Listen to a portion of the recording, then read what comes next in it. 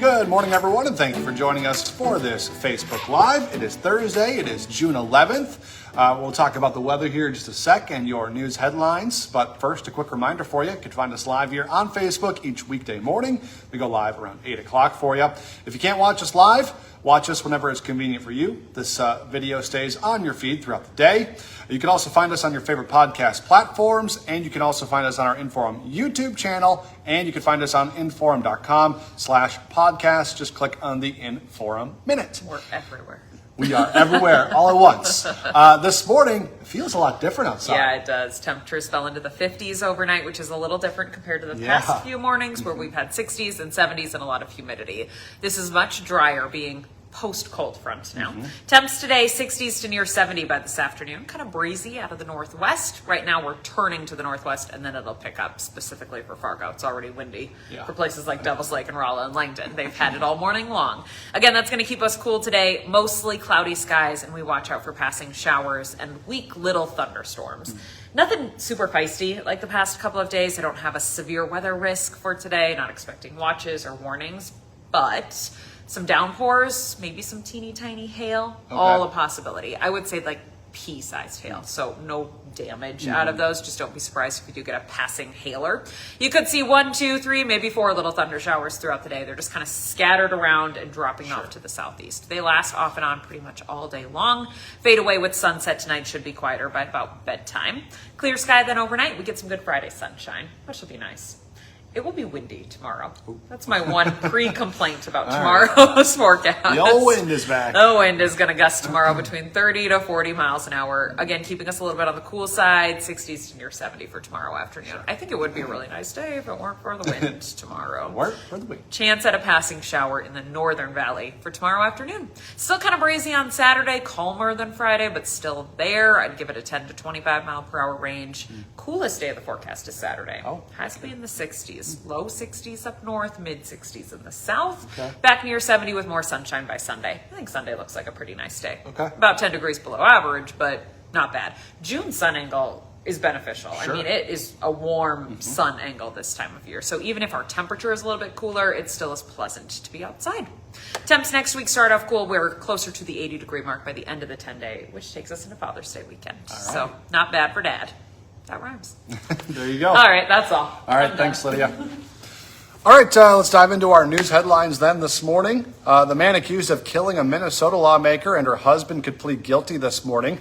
The hearing in federal court comes at the request of the Justice Department and attorneys representing Vance Belter as they work to finalize a plea deal in his case.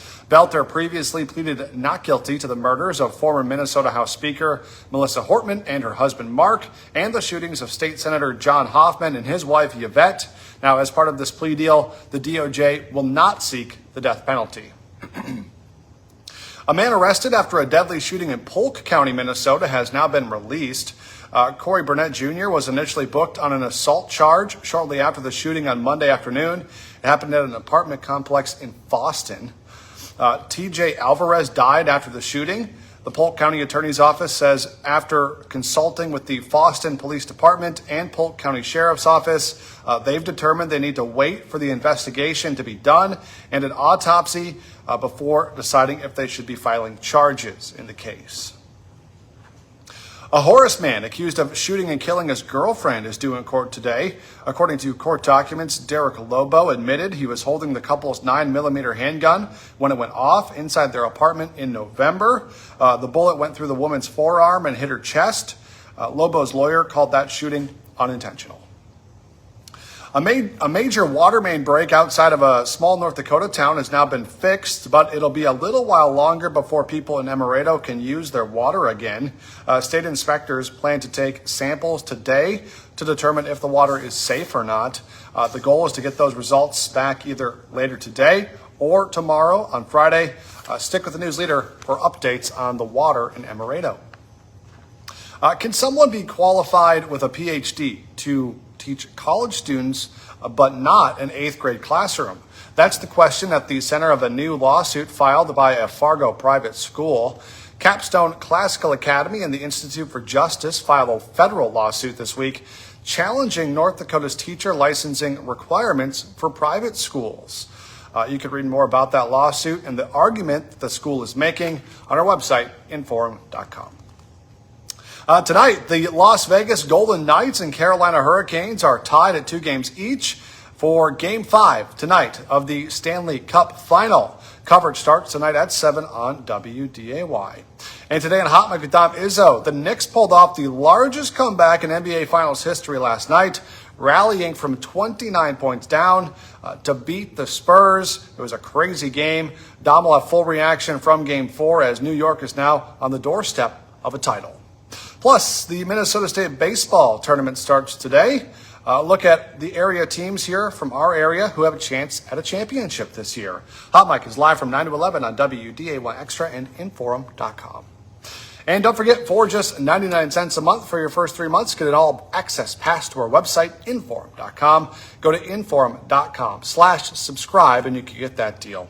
And be sure to join us for the rest of our newscast today. Our next one's at 11, then 4, 5, 6, 9, and 10. And we're back with First News tomorrow morning from 5 to 7. So we would love it if you could join us then. Until then, have a great day, everyone. Bye.